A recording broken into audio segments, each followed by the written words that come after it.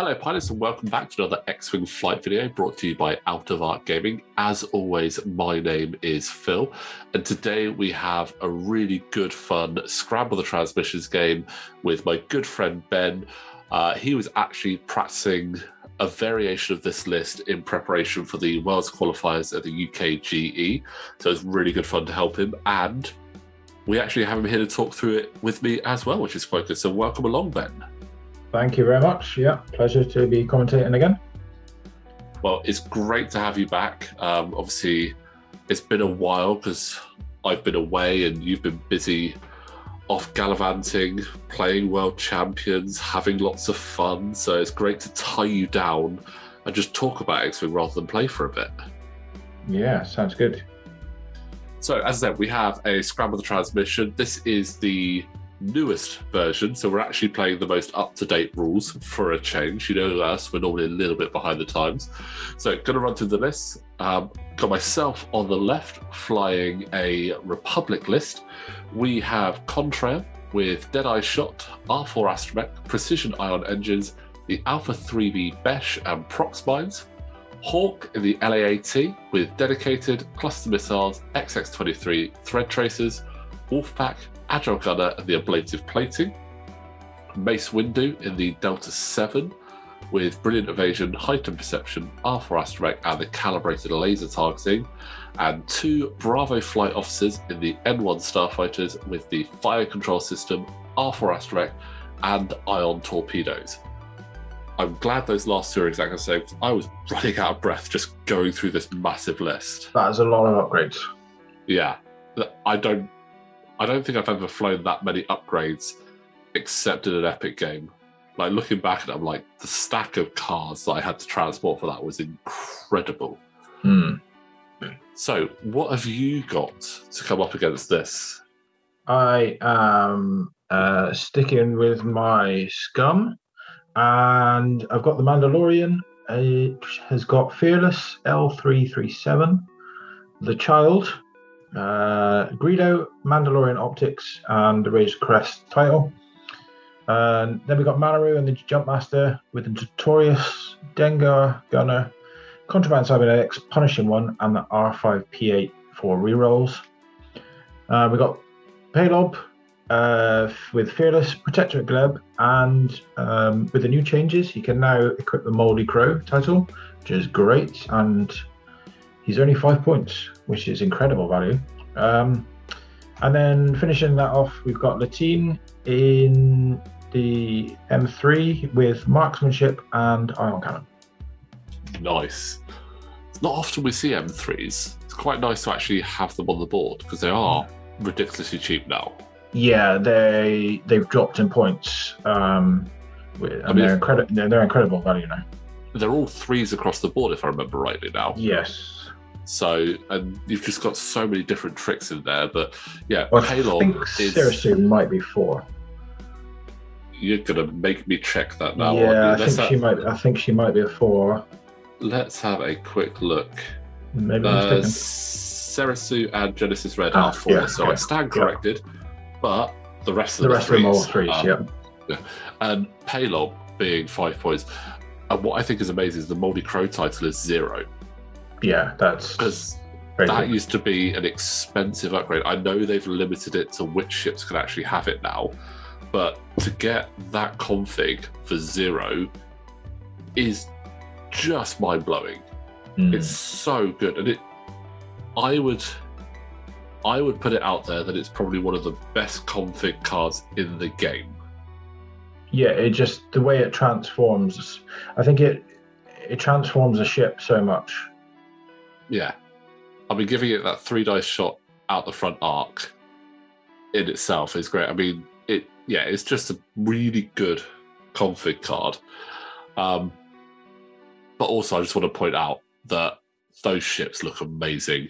Like the paint jobs on them, the dial covers you got with them, and you can't quite see it, but some of the modifications you've got on those ships is just crazy. I think we were talking about it whilst we were playing, and it sounded like you'd bought so many other ships just to butcher them for parts for the Scum list, but it feels so right for the Scum list. Yeah, I mean, poor old Dash Render is now turretless. Yeah. I did have a spare ship lying around that I was like, you know what, there's rather big guns on there. Let's take them off and Yeah. put them on. It's just crazy. It looks so cool as well. It's a shame that you can't really see it that well on the channel, but we do have pictures of some of your stuff on Instagram as well from when we're playing, and it does look fantastic. But let's have a look back at the game. So we're playing Scramble the Transmissions with the 3 objectives, no scoring until turn 2. Now, again, this was a variation of the list that you were practicing for the UKGE. And I know it did change. I'm not going to say dramatically, but there was a big change to it. But with this being a practice list, and we did like different scenarios, what was your sort of thinking and game plan? How were you sort of thinking you wanted to approach this sort of game? So with the change, I mean, they're small. They seem like small changes, but they're actually quite massive. The reducing the amount of objectives down to 3 really means that it's more viable to take lists that can ignore the objectives and just go for straight up killing, like the old style X-Wing that we know. Yeah, I mean, we can see at the moment that you've got Laetin and Manaroo quite near that middle objective, and you haven't even taken it. So my focus for this sort of scenario is to keep all my ships together. Because generally, when you add the 5 objectives, you'd see the list spread across the board, and that was the trick. People were struggling to work out, how do I get the objectives and get focus fire on one ship? It was quite difficult. With this quite huge change of now you've only got 3 objectives and you've got a bit of setup, which is massive. Now that you can't score on turn 1, that's quite huge. It allows ships to set up, get their stack up their tokens, get into position, do their little bits and bobs. So my main objective was to keep all my ships close together, take control of one of the objectives on my side, to make sure that I'm scoring some points consistently through the game, and then just sort of dominate the middle and just make you come to me. And it's more of the classic sort of block formation. You got to come to me, and then I'm just going to sort of joust you with all my guns. And it kind of looks like I've fallen right into that trap in turn 2. Yeah, so, although you've done the right call where you've got Mace coming around the flank, which I was very wary about, to sort of try and take my attention away, to sort of come around the back of my ships. But I mean, you've got 2 turrets on there as well, which are going to really help there, especially Palob. He's sneaky. He's very frustrating. He's very good pilot. But yeah, obviously, when I saw you fly this all in a block, the massive advantage of that is that ability to focus fire with so many ships into one opponent. It's daunting to come up against it because you've got to try and get around that. And these ships aren't exactly super slow. They have the ability to like quickly change direction quite well, or they have a turret to counteract, so they're not going to really suffer too badly there. And it's Scum, and we know what Scum are like. They're just super sneaky. Yeah, there's a lot of sneaky scumness in the upgrades that they got. Stealing tokens, all bits and bobs, getting rerolls, giving you a strain. Yeah, Notorious. And then you have your hidden illicit with the Razor Crest as well, which is always... I wonder what that could be. Yeah. I mean, saying that, we played a few games, and I think it changed every game. I think you had a couple there to flick between, and you decided, and yeah, I never knew what was going to come out. You'd think that there was an obvious option, but it wasn't always as obvious as you thought. So it'll be interesting when that does come out later in the game, which illicit you've taken. But we have our first lot of shooting. Hawk has just taken a shot at Laetin and did nothing. And it looks like Laetin has just ioned Hawk. That wasn't very nice, not going to lie. But yeah, it's going to be interesting. Unfortunately, Hawk and Contrail are in a bit of an awkward position there, where they're so close to everything you've got, and I don't have that many shots. It's interesting that Manaroo went up a point, but it's got such a good loadout that it's still, I think, really good value, even though it went up a point. Yes, you're probably not going to use Manaroo's ability. I never used Manaroo's ability once, but such a good chassis. All those tricks. I do find it interesting. There's quite a few ships that you will take, not necessarily because of their ability, but more because of what other tricks they can give you. The main one that I always think of, and I haven't really flown him in 2.5, but Kylo Ren. You never really took Kylo Ren because of his ability. You took Kylo Ren because he was just an animal. Just a tanky ace with the Force. That's why you took Kylo. So, I mean, the ships I've got here with abilities, like, their abilities can be quite useful. Contrails is really tricky to pull off, but again, Contrail is actually quite cheap, and you can put lots of things on him as well, which I like. I mean, this is a 5-ship build, and it's got so much. Many tools. That's another one. So he went up a point because he was pretty much an auto includes. He was 2 points with no loadout, but he went up a point, but he's still just as viable as he was as 2 points, because now he's got this loadout that you can take. Yeah, I mean, he's gone from 2 points and having no loadout. So you basically put the config on him. Yeah. Now he's 3 points with an 11-point loadout. So you sort of go, I've got a config that I can now use. I can now put a Proxmine on there, or I can put thermal detonators on there. And suddenly it is actually quite a big game changer in that. And I think, although it's unfortunate to lose those like 2-point ships, because there's so many times where they're like, oh, I've got 18 points, this is frustrating. Getting the loadout, I think, is actually more beneficial for certain ships, especially like I5s. You ideally want to be able to give things to your initiative 5s rather than having to say, I'm taking him because he's 2 points and that's what I've got spare. So, but going into turn 3, and it's currently 2 points to 1 in my favour. Good start for me. Let's see if that's actually going to continue. But having an ionized, stunned, piloted Hawk, I don't like that. That's not going to be handy for me, I don't think. But we do have the new ion rules, so you can do the 1 bank or 1 heart, 1 straight. So that's actually good. Ion's still painful, but not as painful as it used to be. Ooh, interesting. Left or right on the barrel roll? That's the question.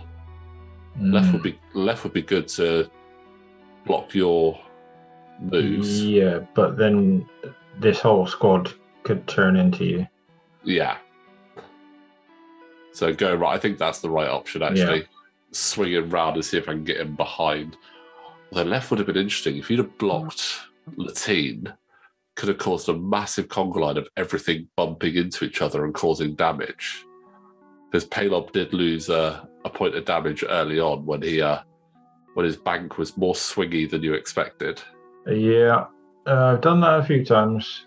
I keep forgetting how large base ships, when they bank, they don't tend to go as far as I think they would go.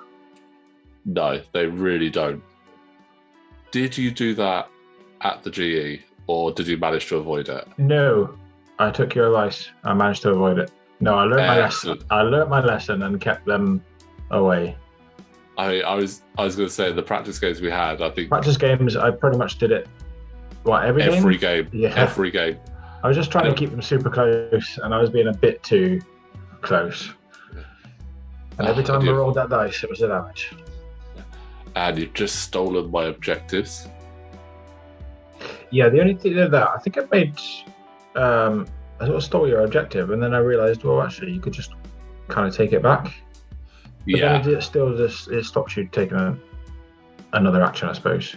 That you wouldn't have taken. It's good as an option to stop an action, and there's another bump and another damage there. It's good to force someone else to take another action. I think, again, while we were playing, we had that debate of, well, do you really want your low initiatives to capture an objective just for the higher initiative to then take it straight back? Like, would it be better for you just to take an action? But by you doing that, you are denying your opponent an action. So it's a swings and roundabouts one. You might not have a focus token, but then neither does your opponent. So it's another one that you've got to get your head around. But again, the scenarios aren't the be-all and end-all of the actual matchups now. The scenarios are just like that extra little flavour on top that you can work towards the scenarios, or you can just straight up dogfight still. Yeah, because you can still pretty much play the game that we all know and love. Yeah. You can still play a scenario game and just go out there and try and delete ships. Killing ships is still the main way of scoring points. Yeah.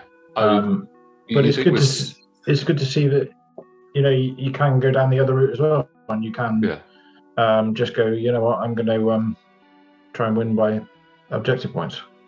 Yeah, I mean, you look at this game, Scramble the Transmission, the most points you can get from just objectives is 3 a turn. So you're looking at a fair few amount of turns before it would be, if you only did objectives, 8 turns minimum to get the win. But if you look at all the ships on my side, they are other than Contrail, they're more than 3 points. So taking out a ship's going to get you more points. On your side, you've got Laetin, who's the same as all objectives, but Palob, Manaroo are 5 points. The Mando, 7 points. So if you look at it that way, the Mando is over 2 turns worth of scoring. Yeah. So it is worth definitely picking up objectives, yes, that consistency of points, but you don't have to rely on it. I mean, obviously back when it was 5 objectives, then yeah, just play the objectives. But 3, I think it's at a nice sweet spot at the moment.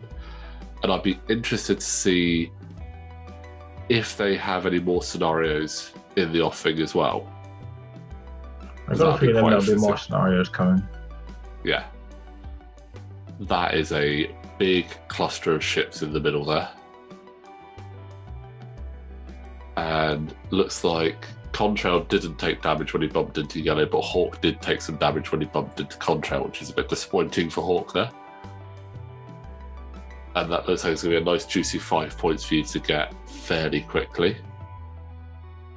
And I think we're just waiting for Palob to do his really annoying Palobby things. Oh, it's such a sneaky ability. I'm going to take your evade and I'm going to use it. I was not happy with that. Every time you stole it off me, you ended up using it. And I was just like, why? Stop taking it. Like, I want to use it. I don't want you to use it. But I have to just quickly point out the tokens we do have on the board there, obviously, are oversized tokens, the objective markers and the player markers on there, all from Buy the Same Token. They are absolutely fantastic. And if you are looking for any tokens to just make your board look that much nicer, or just replace any printed ones you've got, definitely check out Buy the Same Token. They've got a fantastic range of the 2.5 tokens, their black range, their mirror range, all sorts are just fantastic. So definitely have a look at Buy the Same Token if you're looking to update your token collection. Ooh, that's nice 3 hits coming in there from the Mando. Ooh, yeah. Thank you. Thank you very much. That's nice and painful. Yeah, poor Hawk. I swear my LA-80s never really last that long. It's probably because I put them in really stupid positions, like in front of 4 ships. I think the last time I did well with the LA-80 is our first tournament back after lockdown, and I did I actually practiced with that list a lot. I mean, I will say in fairness, I was running multiple lists against you, so you could practice against different things. So it was just sort of like, this looks like fun. But I do like this list. There's a lot of tricks to it. I think I need to just work with it a bit more. But I think it could be quite a fun, viable list. Oh, that was sneaky. I just used your evade. Yeah. It's been a couple of weeks and I'm still angry about it. Like, I wake up in the middle of the night and I think, oh, Ben stole my evade and used it. And used it against me. Yeah. And would it be as bad as stealing your evade and not using it? And then just discarding it at the end of the round? Only if you shot me and I needed it. Yeah. If I needed it and couldn't use it, and you had it and didn't use it, I think that would be the saltiest play. Like, especially if you rolled all natural evades on attack as well, and just went, yeah, I've got it, but I don't need it. That would be, yeah, I'm gunning for you, Palob. I'm not happy with you right now. Oh, that's a nice attack back, though. Oh, I like that attack. Ouch. Coming back towards me, not... Oh, what's the crit? That could. Does it take Laetin out? Is it Laetin? Laetin? Laetin A'shera. Yeah. Yeah. We tend to forget those. Oh, yeah. Loose stabilizer, so not quite enough to take it out. But that is a very good attack. Yeah. Oh, and just update, Hawk has a structural damage. Hawk loves that. Thank you very much. He will be incredibly lucky if he manages to come out of this alive. Just the Manaroo shot? That is the Manaroo shot. I got off by P8. Yes. Debating whether you spend that. I mean, at the moment, you're taking him down to 1. R5, P8. It's a risky play, though. Risky play, because obviously if you roll that crit, it's definitely not going to go well for you. So I think he's saved it there. I mean, a lot of the stuff, you've got a lot of really cool tricks, but you've got a lot of stuff that could potentially backfire on you. Obviously, Greedo on the Mando, R5, P8, they can be a bit tricky, but I think Greedo on the Mandalorian is a good option. Where he's an I5, it's highly unlikely that he's going to be the first one shot. Yeah, I found it in all my games, the Mandalorian kind of got left alone. Well, I mean, it's a good ship. I mean, it's quite difficult to take down. Yeah. And then you sometimes you feel bad when you're shooting it because it's your way of regenerating the force for the child. Yeah, there is that as well. And that L337 is pretty good. It's just like, yeah, you can roll 3-4 hits. Okay, I'll just L337 and you have to reroll, which is really good against proton torpedoes because that counts as your reroll. So you can't then spend your target lock. Oh, nasty. I'm going to have to remember that one. That is a really good shout there, actually. But yeah, I as well, I think you placed the Mando quite well as well there, because it's almost like you were like, right, I've got Greedo, so I don't want to be shot first, because otherwise you lose the benefit of it and your opponent gets to turn it to a crit. You've got the child, which you've got the force, but you don't really want to have to regen it by taking damage. Yeah. It's like a worse version of hate. So the Manaroo's out there in the kind of in the front as kind of a bait. He's a bit of a trap. Because it's not very nice shooting at him because he can do some nasty stuff. He can return fire with Dengar. Yeah. and make you lose a token or you roll for damage. And he can put Notorious out on you. And Notorious for 2 points is such a good upgrade. I can potentially see them maybe putting the points up on that because it's just so good. Just giving your opponent a strain, and then you follow that up with a shot. Yeah, it is really good. Notorious is a very good card. And looks like that might be an ion torpedo from yellow on Palob. Just 2 hits. It's going to be tricky to get that through. Ooh. Looks like we have an ioned hawk. I like that. And note, you couldn't spend the evade you stole either. There we go. That's the absolute saltiest one. Yeah. Spending the evade you stole from the ship with an attack from that ship. There we go. That is peak salty steel. But you're in a good position. Obviously, the points have swung quite drastically there. I mean, you got 5 points for Hawk, which is massive. Plus, you now have the 2 objectives. You've gone all the way up to 8 points. Stole one of my objectives, so I only got 1 there. So again, it turns around so quick. I mean, you've essentially got nearly 3 turns worth of points there by our maths earlier as well. Yeah, that's the power of killing ships. Yeah, but I've got some good position there to get in behind you. Mace is in a quite nice position. Mace is in a really nice position, and especially with the Hawk going a 1 forward. Yeah. Also, Laetin's got issues with that crit. Yeah. So yeah, it's a good position. I think the only ship that I'm looking at as looking it back, it's the yellow N1, and I know they're both yellow. The yellow stickered N1 is the only one that's in a slightly awkward position. It's a bit far back for where I'd ideally like it, but green is in a nice position to get around. I think that's Mandalorian optics. Oh, yeah. I get another really nice upgrade. Yeah, get to the target lock. Yeah, I mean, you've got system phase, engagement phase. You've just got so many tricks on that list. It's tough to combat it. It really is. And I mean, when I was obviously writing this list back up, Fearless on a Hawk, it just made me laugh. Yeah. Because I don't think I would have ever thought to put Fearless on a Hawk. I absolutely loved that. It was so good. 3 attack dice at the front with most of the times in a focus token. Yeah. There is a very aggressive M1 starfighter there.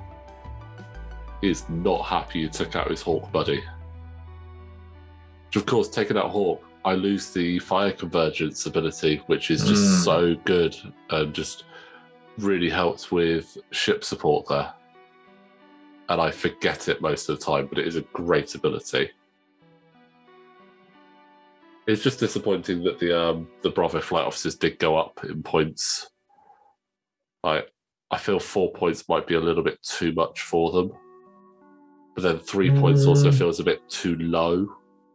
Yeah. Yeah, I think 3 would still be reasonable. Yeah. I mean, I'm not going to argue. I've only got 2 of them. I mean, I would love more. I mean, 5 Bravo flight officers would just look really cool on the board. They are ships like that are very good at getting objectives, though, because with their see what you want passive mods and stuff, ways of getting tokens. So you know you're going to get that evade token if you go fast enough, and you feel more happier about doing an action to claim an objective. Yeah. And that's over an ion. Ooh, at least no damage. So lock's broken. Yeah, still suffering with that crit. Yeah. Rolling a dice. Blank and eyeball, nothing.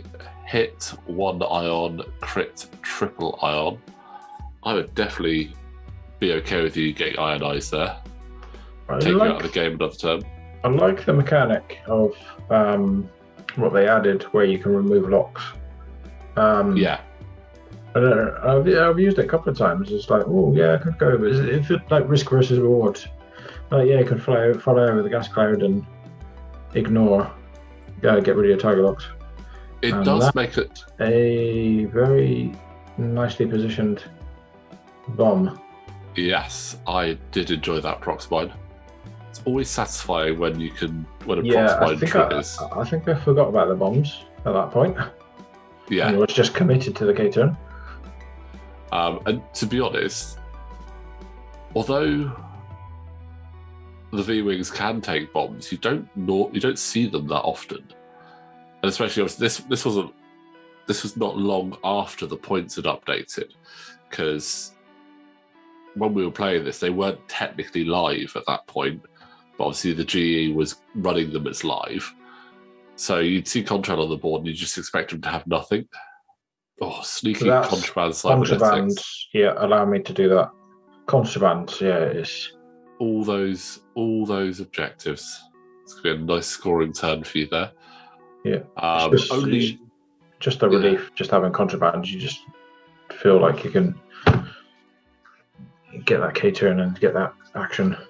It's definitely something that you almost wish that other factions had access to, but then you got Pattern Analyzer, which is obviously a more consistent version.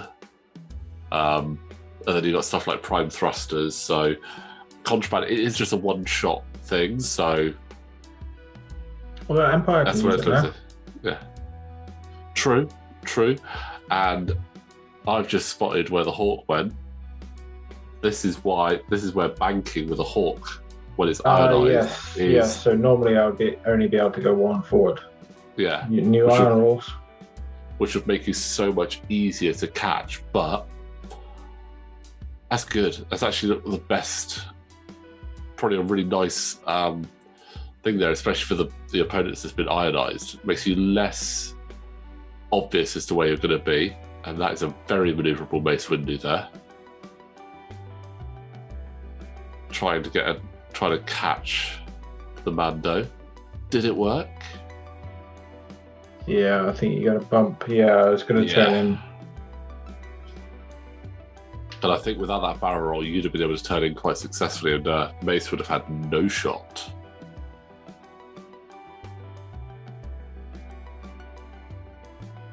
But yeah, that's not a bad position there for. And it's a red maneuver, so I won't be able to gain a focus. Yeah. I'm quite happy with how that went. That went really well for me there. Let's see, Contrail. Does he follow suit or does... No, he's doing the 4K. In that really awkward position, I have two ships with 1 health in front of me. Which one do I go for? No modifications, which is a big downside. When you start flying ships with Pattern Analyzer a lot, you get so used to it that when you fly a ship that doesn't have it, you're just there like, oh no, I've done this and I can't do anything. Yeah. It is a really good card. Again, I'm glad that's not more than 5 points, because I think more than 5 points would just be incredibly challenging. Palob stealing that evade again. Makes sneak a little devil. Yeah. But Mando, that's an unfortunate range one shot there. Could have done with that evade, that focus that you could have taken. I mean, yeah, that's not a great conversion. No, at least you've got Fearless. I think it was out of range. Oh, yeah, I did do Fearless. Yeah. And you got 1 shield off of green there. So lucky escape for green. Yeah, lucky escape for green. Very unfortunate for you there. I mean, if you'd have had that, if you hadn't done a red maneuver and got that focus, that would have been very painful for green. I mean, he would have loved to have had an evade there as well, but you stole it again. But But let's see all the decisions. Range 3 obstructed onto Laetin with no mods. And Laetin is strained, so it'll be back to normal dice. No, you've still got one additional. You'll get one extra, yeah. Yeah. Or range 3 unobstructed but with evades and focuses on Palob. Doesn't matter. Palob's worth 2 more points. Yeah. He's quite hard to kill with those tokens. Yeah. He's also in such a good position. He only had one ship able to shoot him, so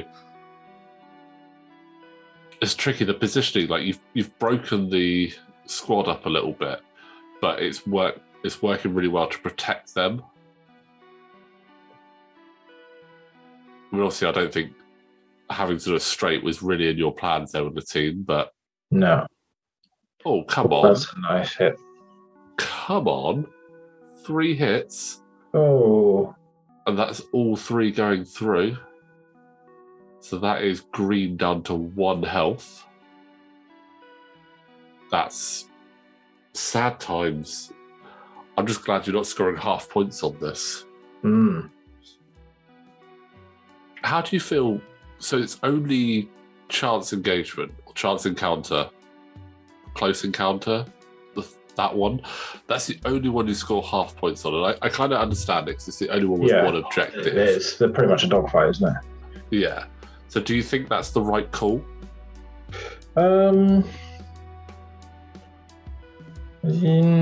Yeah, I think so. Yeah, I think being rewarded for getting the ship down to half points. Yeah, I think because chance engagement is quite straightforward, you don't really have any extra things to worry about. You can deal with it a lot more, if you know what I mean. Whereas if you had half points in an objective style game like this, you might lose track quite easily trying to count up all these different scoring. Yeah. So yeah, I think it works. I think it works quite well. So I was going to say, even while we were playing this, it would get to the point, say, when you took Hawk down, I'd be there like, how many points is Hawk again? And have to obviously referring to things. It's almost a shame that the points aren't on the cards, but I would say a good option for anyone that's going to be playing a lot of games is definitely write down how many points each ship is worth, especially for your opponents. Yeah. Because, I mean, I think I must have asked you about 20 times how many points Manaroo and Palob are worth, because I just kept forgetting. Because obviously you're tracking it there and then. It's so different, whereas previously it'd be, right, well, let's play 75 minutes and see how it ends up. Yeah, I was still thinking if you had half points in some of the objective games, there's potential to games to end quite fast because you'd be racking up a lot of points. So if you had like 3 points worth of objectives and then you were scoring half points, games could potentially be quite quick. So I can see the idea behind it. Yeah, I found that with the original 2.5, games were over super quickly, especially when you had like 5 objectives. So yeah, there is massive benefits to it, and I can imagine that AMG did do a lot of play testing and theorizing about it, so it's good. But heading into turn 5, you got a couple more points there, so taking you up to 11. I scored 0 points in that round, which is a bit disappointing. But while we're waiting for those dials to go down, guys, just want to remind you, if you do like what we're doing here at Out of Art Gaming, you can support us on Patreon. The link for that is in the description below.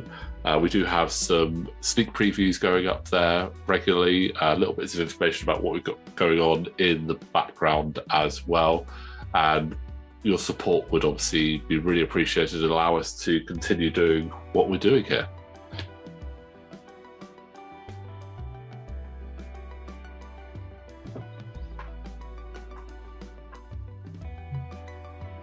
So, my N1s aren't exactly in a great position at the moment. because they're going first, there's a lot of stuff in front of them. Could try and sneak that objective. I think you're going to, that's what you're going to. Stealing that objective from behind me. Makes sense. Grab an evasion, doing a fast maneuver and sneak that objective. I mean, for me, that's kind of what I had the N1s there for. They were my my objective takers. They were my blockers. They weren't in there to be my heavy hitters. I mean, they've got obviously fire control system, R4 to keep them maneuverable, and ion torpedoes to help. But in the long run, they were my objective takers, and my hitters was Mace and to a degree Contrail. Although Contrail is also pretty good. He's a very good all-rounder actually, because he's very fast, but he can also hit quite well sometimes. Quite like that unless now you sort of you'll find that ships tend to get like rolls, as you said now, whereas generally in a list you tend to have the ships that are right. These are going to be the guys that going around getting objectives, coming around the back lines, with their sort of free tokens and modding, and then you've normally got at least one heavy hitter in the list, possibly a support piece. So your kind of list is broken down into different roles, which is pretty cool. It's almost like, in a way, it's kind of like writing a list for a lot of other war games as well, where you have like this is your elite hard hitting unit, and you've got these ones to back it up. I know we kind of had that in 2.0, but it wasn't always the case. But now, again, especially if you're going to a tournament where you're going to be playing all 4 scenarios and another one a second time, each scenario does work slightly differently. Again, you could just go in straight away with, right, I'm not playing objectives, I'm just going for the kill. You could go that middle ground where it's objectives for consistent points and try and get the kills, or you can just go for I'm just playing an objective game. So it does mean that you really have to think about your list.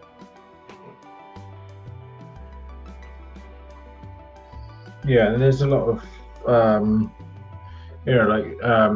certain objectives, certain scenarios, your list is going to be pretty strong at, but other ones you might struggle at. Certainly for my list, I found that like the likes of chance engagement and this one fairly suited my list. But then the one where you can't remember what it's called, the one where you have to tow the objectives around. Yeah. That was probably one of my weaker scenarios for this type of list. I think of all the scenarios, for me, that's the one that is a trickier scenario, I'm not gonna lie. And that one is the salvage mission. That's the one, salvage mission. And then obviously you've got the assault of the satellite array.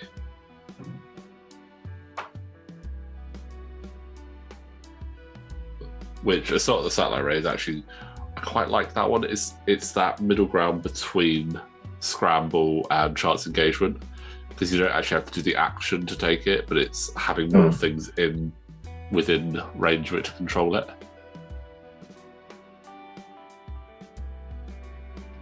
But your Mando, he's looking, he's not having the greatest of times there. No. It's quite tricky when he gets stressed, because his dial,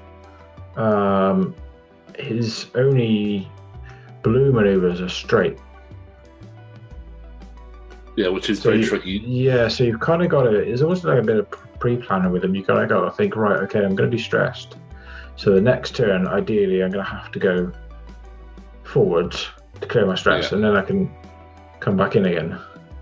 Yeah. That's why I like the L337, on the Mandalorian, because that massively helps out his dial when you flip it. Yeah, absolutely. L337 is quite a good inclusion, and not like crazy expensive either, which is quite good. And for those that aren't as familiar with L337, so it's obviously a dual-sided card. So set up, equip the side face up. While you defend, you may flip this card. If you do, the attacker must re-roll an attack dice, which is pretty cool.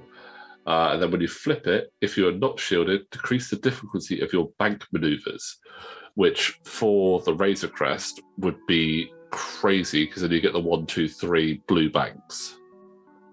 So it's not quite a hard turn blue, but it's still not too bad. It's good on the Hawks as well. Yeah. I mean, anything to make the Hawk that little bit more maneuverable is always going to be good, to be honest. So...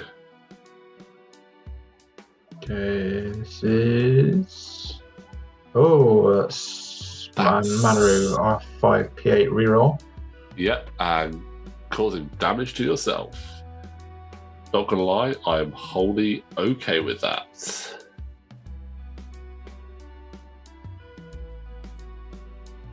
Who was that into? It looks like it was into yellow. Yellow, yeah. Who now also has a loose stabilizer.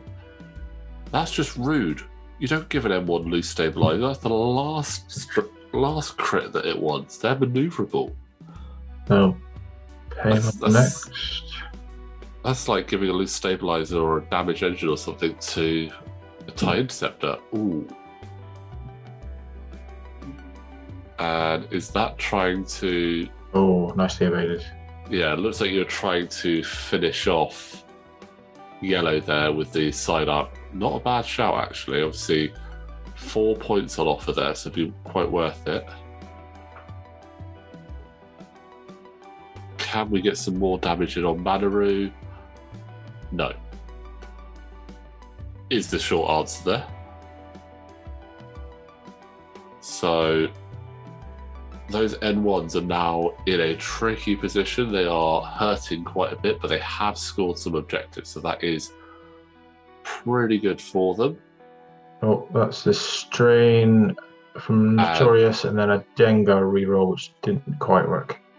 No, you were trying to kill me with Dengar, and it was rude, and it didn't work. Dengar doesn't work very often, but for times like that is when I like taking Dengar. Is when a ship's only got 1 health, and it shoots at a ship with Dengar, and you're like, oh, I can just finish you off with Dengar.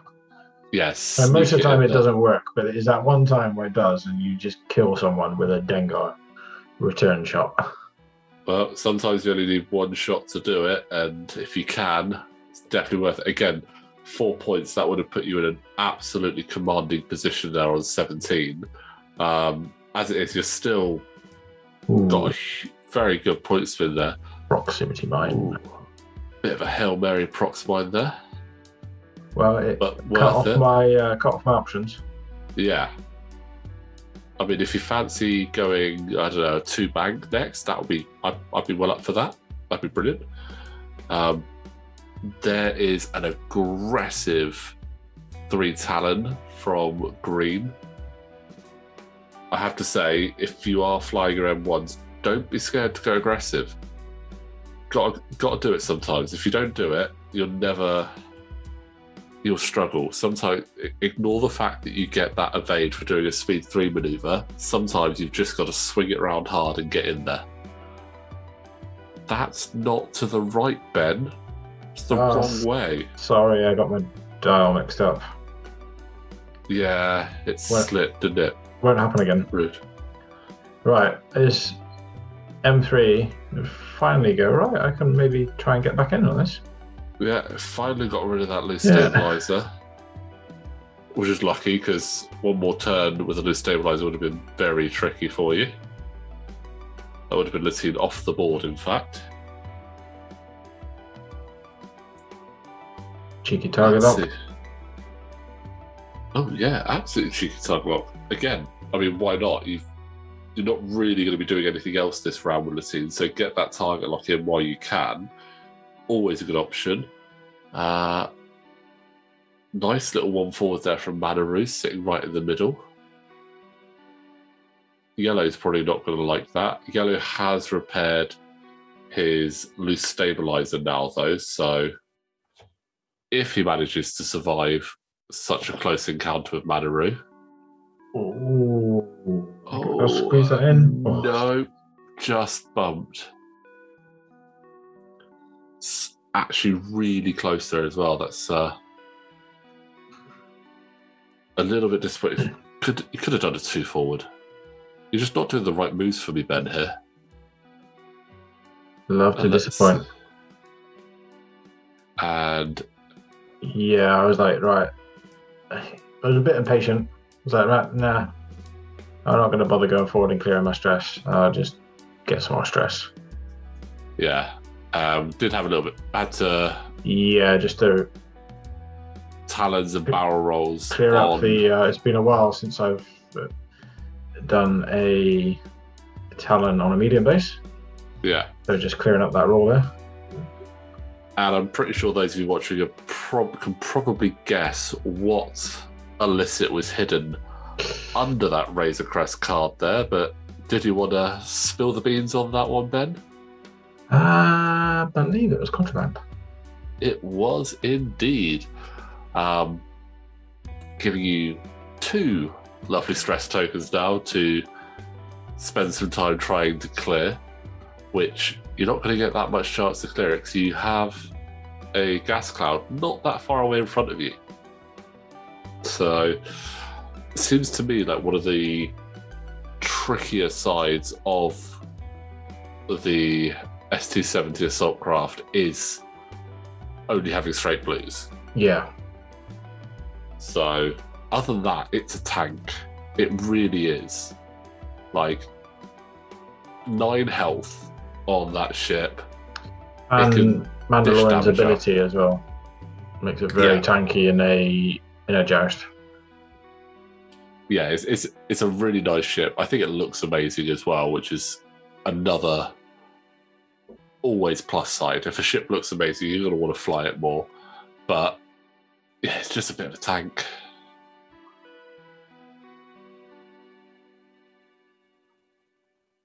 Ooh, decisions. Where do you shoot?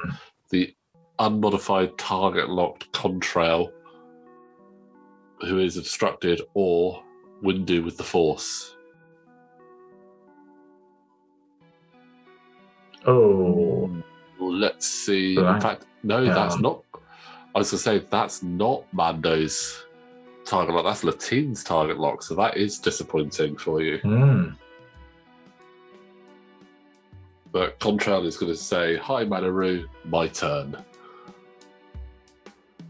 And I can't use any of my abilities because you're not in my arc. Nope, not that it matters because I got 1 hit and you got 1 evade. As is always the way when I fly Contrail. This is the way. We have spoken. Ooh. Stop rolling evades. It's getting boring now. Manaroo is just literally tanking all of that. Like, Mace and Contrail both shoot. I mean, obviously, Mace couldn't modify because he's bumped. Contrail couldn't modify because he didn't have anything to modify it with, but still, you'd have expected at least 1 to go through. Oh, that's it. Oh, that's just nasty. Yep. Night, bravo.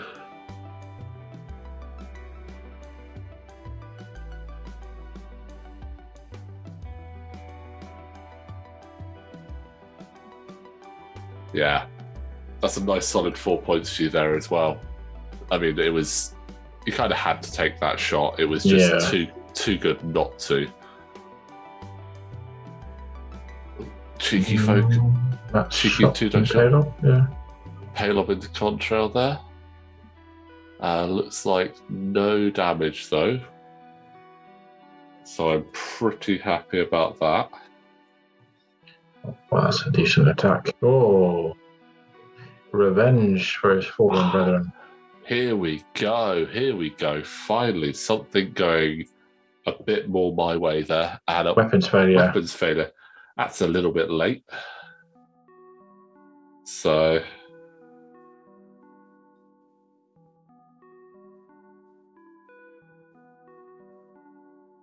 Oh, Latin's having a little picnic by himself over there. Yeah, it's one of the things with loose stabilize. It really does that, unfortunately. So...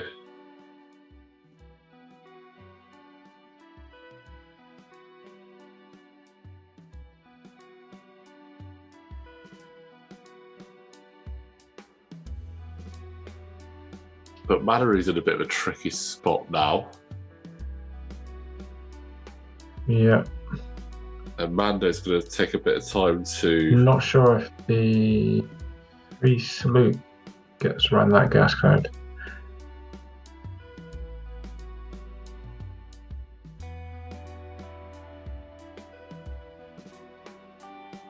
Oh yeah, I think I'm just getting Palob out of harm's way.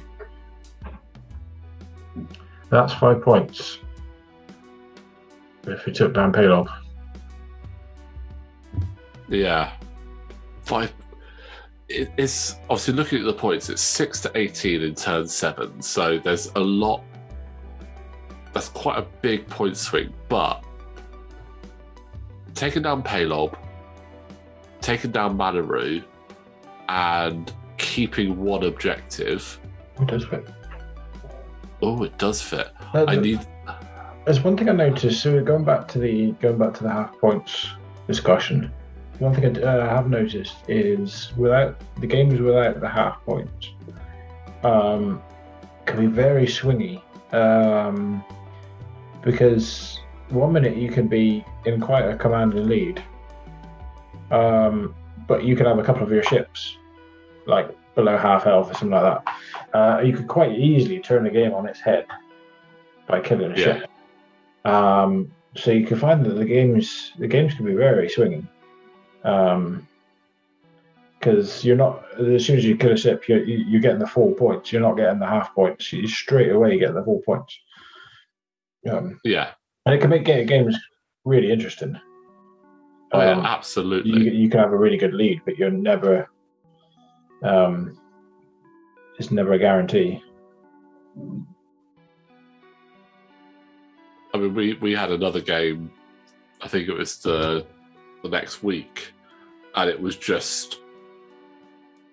I think again you got into commanding leader, then it literally came down to the very last turn. So you never really know what's going to happen.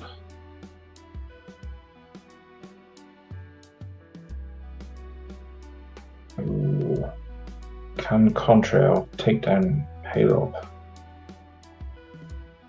Or is he going to go for Mandalorian? I feel like you have to go for Palob to get the kills. Yeah, I mean, going for Palob is the right option because you're going to get the points there. Like that is, I do think that is the right call. And there, it looks like we're going for it. Has he overshot it and lost the angle? That's the question. Or were you trying to get more shots on Manaroo, maybe? Yeah, it's a real tough one. But right now... Because Manaroo's got no tokens.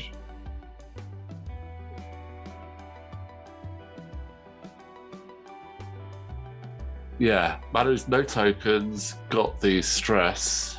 Shot from Mandalorian. Spending all my force.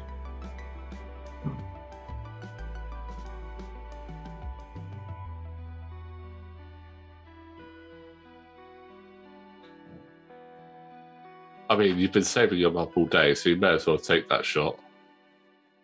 That Contrail down to 1.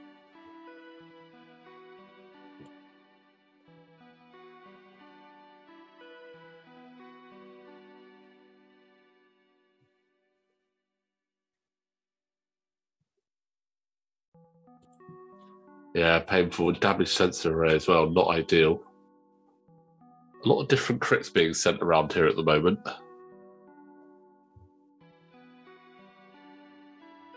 But I think it's going to have to be trying to take out Manaroo. I think it's definitely going to be the right option.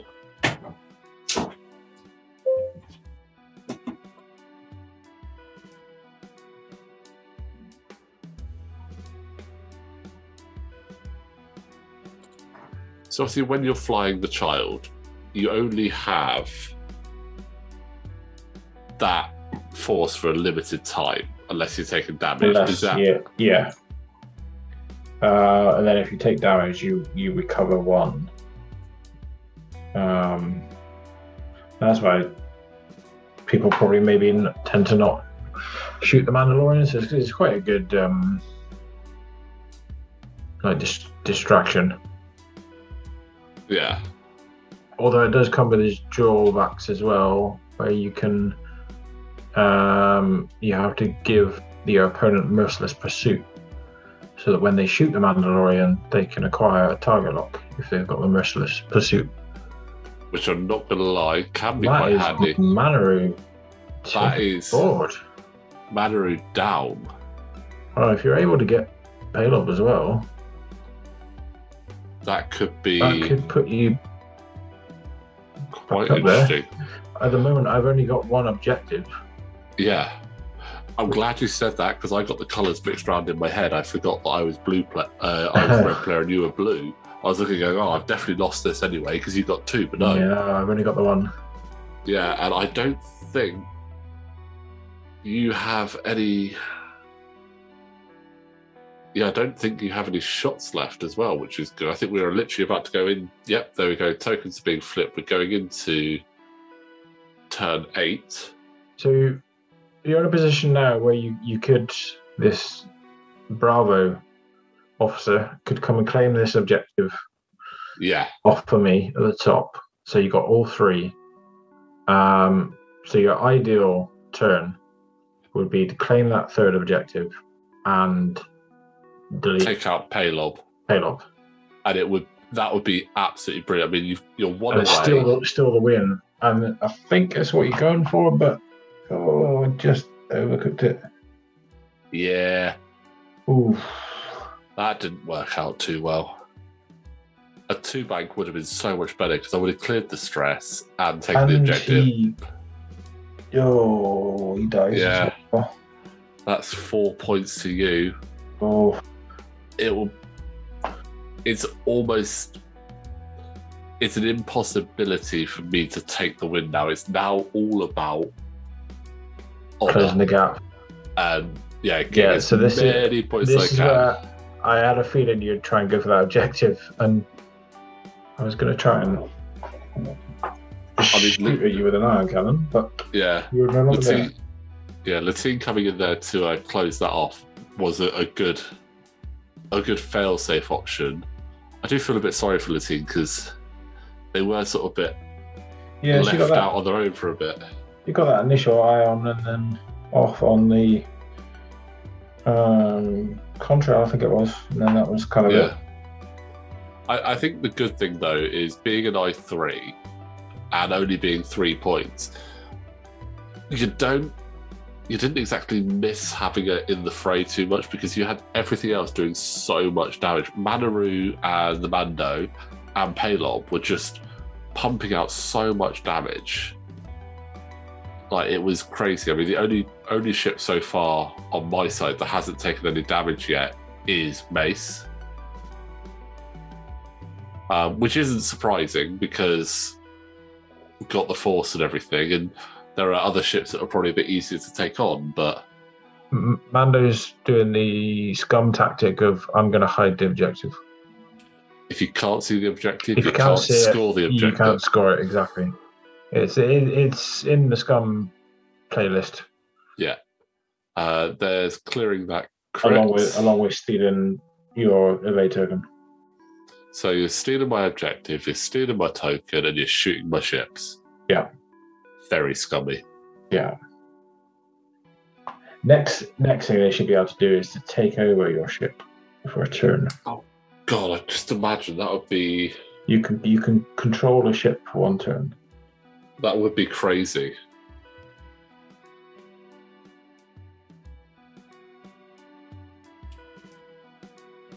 Do you imagine that? But I'm going to take over. I'm going to control Wedge, and I'm going to force him to fire his proton torpedo at his buddy. I'd be more like, I'm going to control Wedge, and I'm going to point him at the edge of the board and watch him fly off of it. Oh, and there goes Palob. There are some points. That is the end of the game. So, had you have got that objective, I mean, it would have been. Yeah, because although I covered that objective, I couldn't claim it. I was still stressed. Yeah, so you would have had all three. Yeah, 21 to 23, we would have had a bit of an engagement between Bravo and Laetin. So it would have been interesting to see how that played out. Both ships on one, but obviously you had the Mando sneak in as well. So I do think that it would have still stayed in the points would be very similar. But I mean, again, you got a very commanding lead, and in the end, I'm actually really happy with how respectable that gap is. So, right back. A very good game there. I thoroughly enjoyed it, and it was really nice to be able to help you, obviously, refine your list for the UKGE. Yeah. What was your thoughts on the? I don't know if this is the first time playing the new scenario rules. What was your thoughts? I like them. I think that they are an improvement on the original set.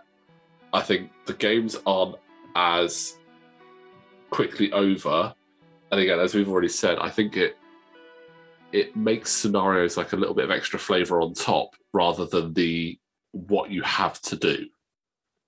So I think it adds an extra element. I think what they've done with the most recent update is really good, and I really like it. It's made X-Wing like more fun again. Yeah, which is for me the main thing. It has to be fun. That's what I want. So, but that was a great game, Ben. Again, thank you very much for. Yeah, thank you for joining us to play it, and thank you for joining us for the commentary as well. Yeah, thank you. And guys, hope you enjoyed that. Again, as always, don't forget to like the video, subscribe to the channel, link for the Patreon in the description below, and we will see you next time for some more 2.5.